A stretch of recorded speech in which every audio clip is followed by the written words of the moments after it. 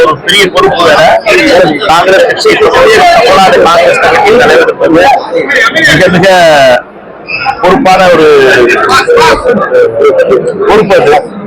அதுவும் தென் தமிழ்நாட்டுக்கு பல ஆண்டுகளுக்குனால தென் தமிழ்நாட்டிலிருந்து குறிப்பிட்ட விதத்துல விருதுநகரை பொறுத்த மட்டும், விருதுநகர் மாவட்டத்தை பொறுத்த மட்டும் பெருந்தலைவர் காமராஜரத்தை பொறுத்திருக்காரு. அது மாதிரியே பெரியவர் கிருஷ்ணசாமி நாயுடு அவர்கள் பொறுத்திருக்கார் தமிழ்நாட்டு தலைவராக. இப்படி பெரும் தலைவர்கள் இருந்த அந்த பொறுப்புல என்னையும் அமர்த்தி வைத்துள்ள அகில இந்திய காங்கிரஸ் தலைவர் மல்லிகார்ஜுன கார்கே அவர்களுக்கும் எதிர்கட்சி தலைவர் ராகுல் காந்தி அவர்களுக்கும் நன்றியை தெரிவித்தார். இதை பொறுத்த மட்டும் இது மிக முக்கியமான காலகட்டத்தில் இந்த பொறுப்பு வந்திருக்கு. இந்த காலகட்டத்தினுடைய காங்கிரஸ் கட்சி ஆட்சியில பங்கு பெற்று 2 அமைச்சர்கள் காங்கிரஸ்காரர்கள் நகர அட்டை போட்டவர்கள் அமைச்சர்களா இருக்காங்க. அதனால மிக முக்கியமான காலம். அதுவும் குறிப்பிட்ட விதத்துல காங்கிரஸ் கட்சியை பொறுத்த மட்டும் அடுத்து வரப்போகின்ற பாராளுமன்ற தேர்தல் மிக மிக முக்கியமானது. இந்தியாவுடைய ஜனநாயகத்தை காக்க வேண்டிய தேர்தலாக இருக்கிறது. அந்த தேர்தலில் ராகுல் காந்தி அவர்களை பிரதமராக்க வேண்டும் என்ற ஒத்த நோக்கத்தோடு மட்டுமே எங்களுடைய செயல் திட்டங்கள் இருக்கும்.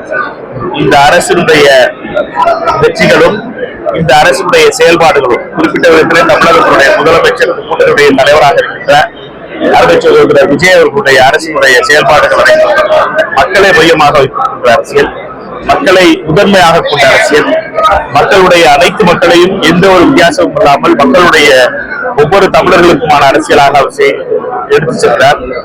புதுமையான வகையிலே அதை எடுத்து சென்றார். அதனால இந்த அரசுடைய வெற்றி எங்களுடைய வெற்றியாக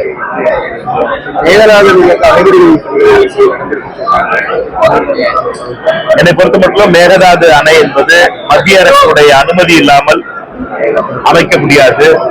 தமிழக அரசினுடைய ஒத்தாசை இல்லாமல் அதை அமைக்க முடியாது சட்டப்பூர்வமாக.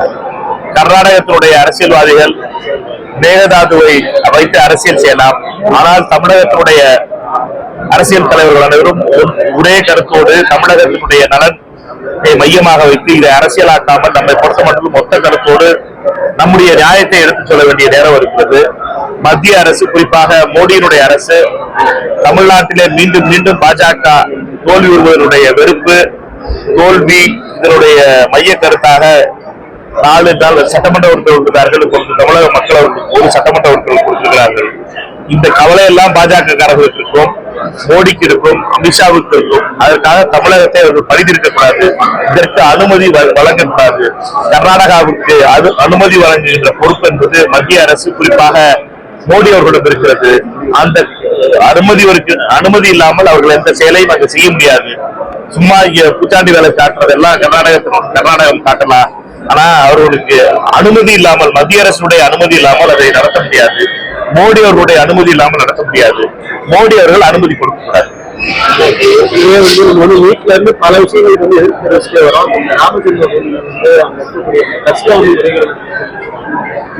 காங்கிரஸ் கட்சி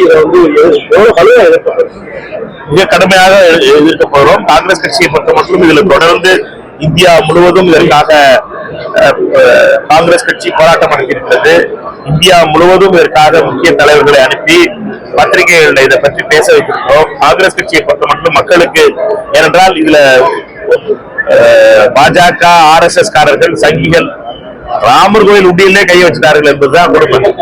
இதெல்லாம் சொல்லி நான் ராமர் கோயில் கட்ட போறேன், ராமர் கோயில் கட்ட போறேன், செங்கல் கொடுங்கடா, அதை கொடுங்கடா, இதை கொடுங்கடா வசூல் போட்டவங்க கடைசி அந்த உண்டியல்லே கையை வச்சு உண்டியல் களவாணிகள் இந்த பாஜக காரர்கள் என்பது நிறைய தெரிஞ்சிருக்கு. RSS காரர்களும் பாஜக காரர்களும் கோயில் காசை களவாட்டு தான் அரசியல் நடத்திக்கிறாங்கிறது வெளியில வந்துருச்சு. குடிமட்ட திருடர்கள் விழி புதுங்கி நிற்கிறார்கள். ஆனால் பிரதமர் மோடியை பொறுத்த மட்டும் கோயிலை திறக்க வந்தாரு. கோயிலுக்கு திறக்க வரும்போது மட்டும் பயங்கரமா பேக்ரவுண்ட் மியூசிக் எல்லாம் போட்டு வந்தாரு. பார்த்தா இதுல திருட்டு நடந்திருக்கு. இதை பத்தி வாயை திறக்கல, ஒரு வார்த்தை சொல்லல.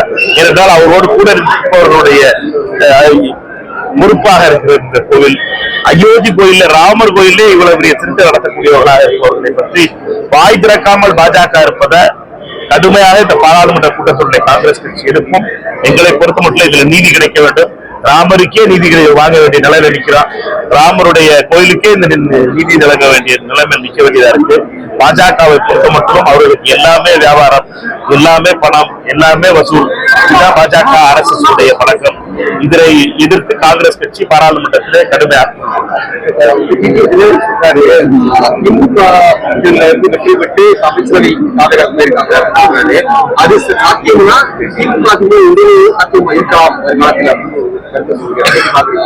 அந்த டிடிவி அவர்களை பொறுத்த மட்டும் எல்லாத்தையும் ஒருங்கிணைக்கிற வேலையை பார்க்கிறாரு. ஆனா பாவம் அவரை பொறுத்த மட்டும் ஒழுங்கார்ந்த அதிமுக ஒண்ணுமுலா பார்க்கல. பொறுப்பு அவரோட அதிமுக காரர்கள் தான் ஒன்னாத்தான் இருந்தாங்க. அதனால அந்த டிடிவியை பொறுத்த மட்டும் இதே கருத்தை அவர் அதிமுகவை ஒருங்கிணைக்கிற பண்ணிருந்தாருன்னா எம்ஜிஆர் ஆரம்பிச்ச கட்சி, ஜெயலலிதா பாவம் ஜெயிலுக்கெல்லாம் போய் காப்பாற்றின கட்சி இந்த நிலைமைக்கு வந்திருக்காது. அவர் பண்ண அட்டுவியத்துல 17 பேரை ரோட்ல நிப்பாட்டிட்டு பாதி பேர் திமுக வந்து சேர்த்தாங்க. அண்ணன் தங்கா இருக்கட்டும், செந்தில் பாலாஜி அவர்களா எல்லாரும் அவரோட தேவைதானே. இந்த இதெல்லாம் அதிமுகவை அவர் அழிப்பதற்காக அழிவு பாதைக்கு அழைத்து செல்வதற்குனால பழனிசாமி அவர்களோட அவருக்கு இருந்த பிரச்சனையும் அண்ணன் OPS அவர்களோடு இருந்த பிரச்சனையும் அதிமுகவை இன்னைக்கு எந்த நிலைமையில ஆக்கிருச்சுன்னு தெரியும். இதெல்லாம் அதை ஒருங்கிணைக்க பார்க்கத்தான். அதுக்கப்புறம் இந்த கட்சியெல்லாம் ஒதுக்கி வேலை பார்க்க சரியா. சரி, ரொம்ப நன்றிப்பா.